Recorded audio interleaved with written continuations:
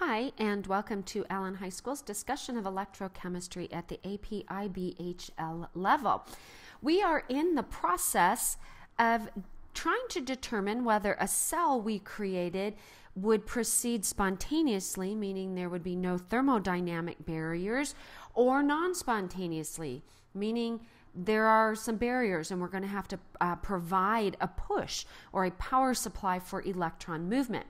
Now, I'm going to be discussing 3 ways that we can do that. And one of them is a qualitative way by looking at a chart. So let me introduce that chart. You would have that chart for AP. You would have that chart on the free response, but not likely on the multiple choice. So it's important that you understand the signs and the concepts of that. Now, we call that chart a standard reduction potential. So we have 3 key words here: standard, reduction, potential.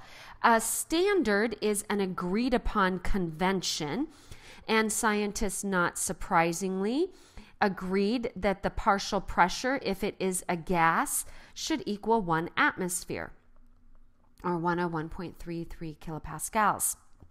If it is a solution, not surprisingly, remember we use those brackets to mean molarity. So if we have some sort of aqueous solution, the agreed upon standard is 1 molar.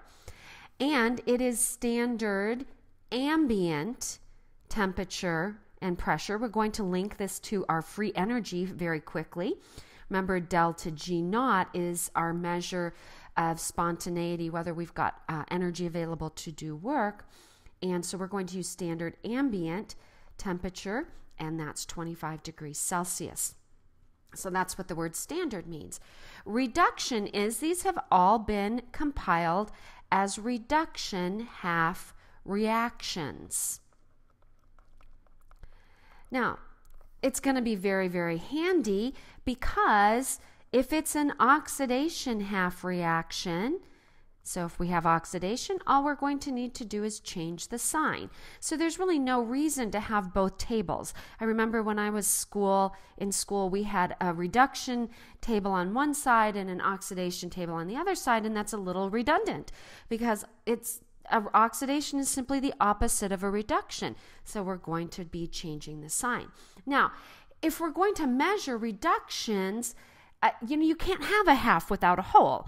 It's like the old song, love and marriage go together like a horse and carriage. Well, reduction goes together with oxidation.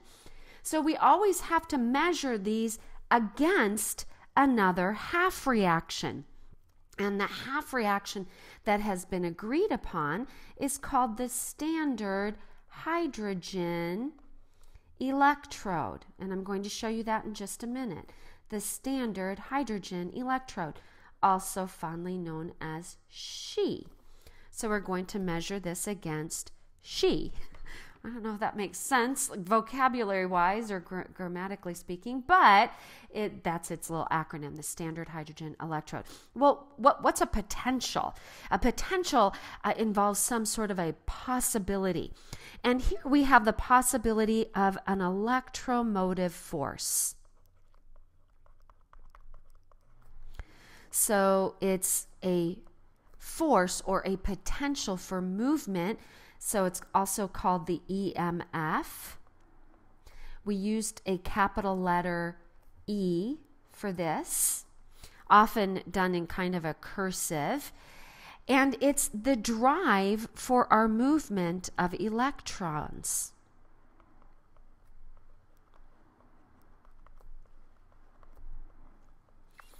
So is there a spontaneous drive? In other words, is it going to be going to a more stable system?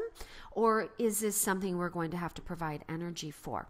So we measure this in volts.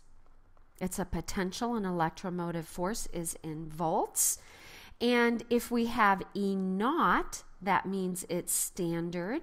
If we have E, that will be for non-standard. In other words, maybe not 1 atmosphere, or maybe not 1 molar, or possibly a temperature other than 25 degrees Celsius, so non-standard.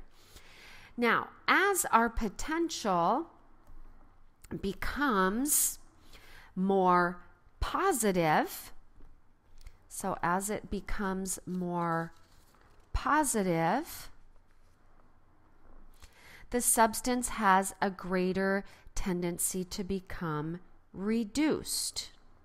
So if you're comparing two and you want a spontaneous, if you're comparing two half reactions and you want a spontaneous system, you want the most positive to be reduced.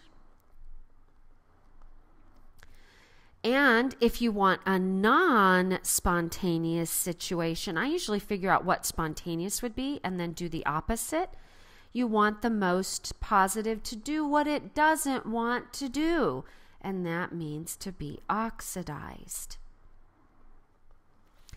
The more negative our E naught, the greater the tendency to become oxidized. All right, so let's take a look at that in a little bit more detail. We're going to look at that standard electrode, that standard hydrogen electrode, and the reduction potential table in our next video. So until then, this is signing off.